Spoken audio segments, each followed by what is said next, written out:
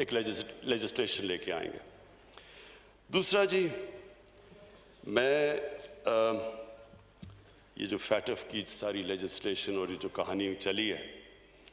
मैं सिर्फ आज अपने मुल्क के सामने, अपनी पार्लियामेंट के सामने, ये जिधर जा भी रही है हमारी,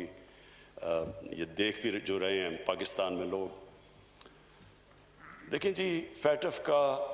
हमें सबको पता चलना चाहिए कि ये फैटफ कोई तहरीक हमारी गवर्नमेंट की वजह से नहीं, हम फैटफ के ग्रे के अंदर आए,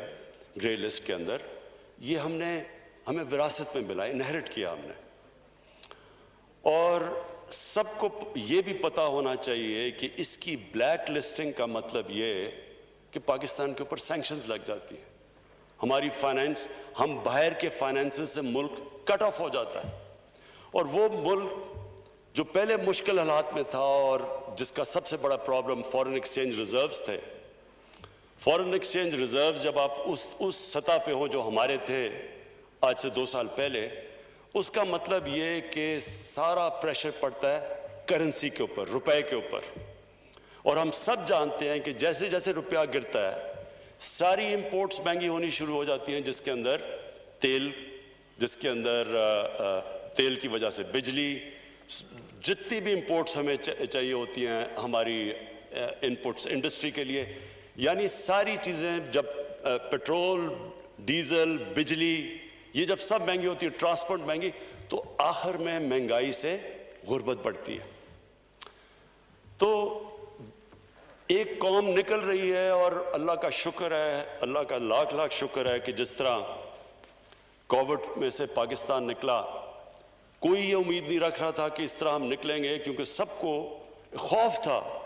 कि जब एक मुल्क लॉकडाउन में चला जाता है, उसकी इकॉनमी बंद हो जाती है। तो हमने देख लिया कि हिंदुस्तान में उनकी 24% उनका जीडीपी नीचे गया है कोविड की वजह से। तो हम तो पहले मुश्किल में थे, तो अगर हमारे पे अगर हम उसी तरह का हमारी इकॉनमी के ऊपर प्रेशर पड़ता, तो आज पाकिस्तान में तो बहुत बुरे हालात होने थे। तो अल्लाह का करम है, उन हालात से निकले, आज हमारी इकॉनमी पिक कर रही है, और हम दुनिया मिसाल दे रही है, WHO पाकिस्तान की मिसाल दे रहा है कि पाकिस्तान से सीखो कोविड में किस तरह आप निकले हैं। तो मैं तो आज ये उम्मीद लगा रहा था कि हमारी ऑपोजिशन जो आएगी वो हमारी तारीफें करेगी, हमें शुक्रिया अदा करेगी कि जिस तरह हमने इस मुश्किल वक्त से निकले हैं। मैं तो समझ रहा था कि वो, क्योंकि उनको फिक्र हो, देखे ना, डेमोक्रेसी के अंदर एक डेमोक्रेटिक ऑपोजिशन का बहुत बड़ा रोल होता है, क्योंकि ये पब्लिक रिप्रेजेंट करते हैं, ये पब्लिक के मफादात की हिफाजत करते हैं। इसलिए हम कहते हैं ना, पार्लियामेंट का एक खास रुतबा है दुनिया में। रुतबा इसलिए है कि हम अवाम के इंटरेस्ट की हिफाजत करते हैं,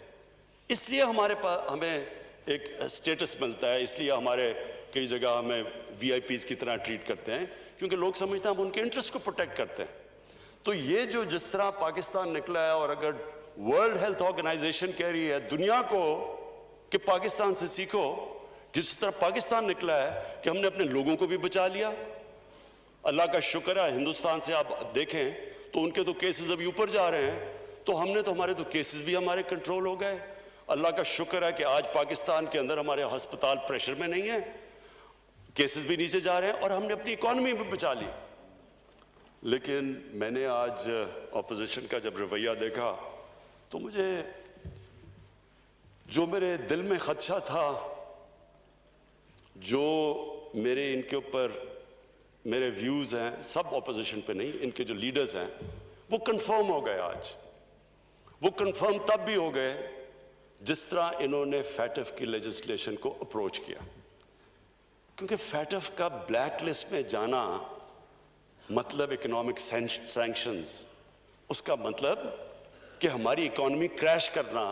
उसका मतलब रुपया किधर रुकेगा, 250 पे 300 पे डॉलर जाएगा, किसी को नहीं पता, क्योंकि हमारे पास तो इतने फॉरेन एक्सचेंज रिजर्व नहीं है कि हम रुपए को सपोर्ट कर सकें। तो इन हालात के अंदर हम ये उम्मीद लगा रहे थे कि हमारे साथ मिलके ऑपोजिशन फैटफ की लेजिस्लेशन इसलिए पास करेगी कि ये पाकिस्तान के लिए है, हमें कोई जाती फायदा तो नहीं है। लेकिन आज जिस तरह इन्होंने ना तो शुक्रिया अदा किया हमारा कि जिस तरह हमने बचाया पाकिस्तान को गवर्नमेंट ने कोविड से, बल्कि मैंने तो इनकी तकरीरें सुनी थी, मुझे मिसाल दी जा रही थी नरेंद्र मोदी को देखो उसने कैसे लॉकडाउन किया है। मुझे यानी जिस तरह की तनकीद, किसी ने कहा FIR काट दो, कोई लोग मारे थे तो उन्होंने कहा जी इसके ऊपर FIR काट दो। तो वो करते इतनी, यानी जब तनकीद की थी तो अगर अल्लाह ने करम किया तो इनको फिर थोड़ी सी तो तारीफ कर देनी चाहिए थी।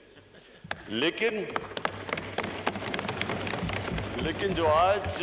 इनका रवैया था और जो हमारी नेगोशिएशंस चली और हमने कोशिश की इनको कन्विंस करने की कि ये पाकिस्तान के इंटरेस्ट में है,